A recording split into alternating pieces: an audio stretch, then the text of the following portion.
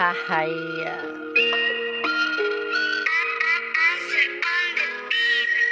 Dalawang minuto para sakin, kakayanin ba? Titingnan natin kung sa hangin kukulangin ka. Saksihan na nagbabaga bawat kataga. Umaapoy sobrang init, di na kayang maapula.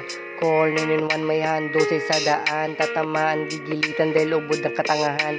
Mali yung pinasok na iskinit at napagtripan. Ako'y nakatingin, tumatawang, nakatambay lang.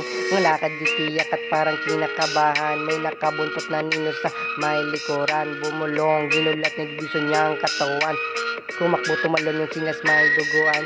Kabadong nagpapaawa pa kunwari. Sinuntok yung sikmura at wala nang masabi. Uloy dinukot at iniwan na parang walang nangyari. Kinabukasan kumalat pangalan, pinakinasalbahe.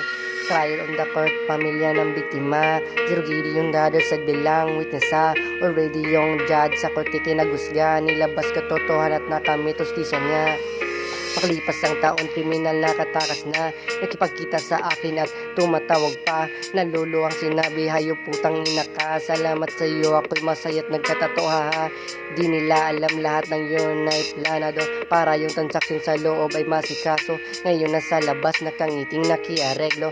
Tropa natin sa kulungan makakain at makakasenso. Pagkat yung pinatay may patong na sa ulo. Drug na malaki utang at nagtatago. Si pare may naging kriminal sa dyaryo. Kaluluwa ng namatay, iyak na lang at maglalaho. Isip may nalilito sa mabilisang eksena. Lahat ng yun ay binuo na parang sinima. Kriminal sa biktima na may di matatawarang sara, pera kapalit pampiyansa kaya lumi eksistensya. Ganun umiikot ang buhay kung may salapi. Walang basihan sa nagwa kung tama o mali. Batas o hukom nakadepende at walang pinipili. Behind the moon si pagkamatay na pagkagugali.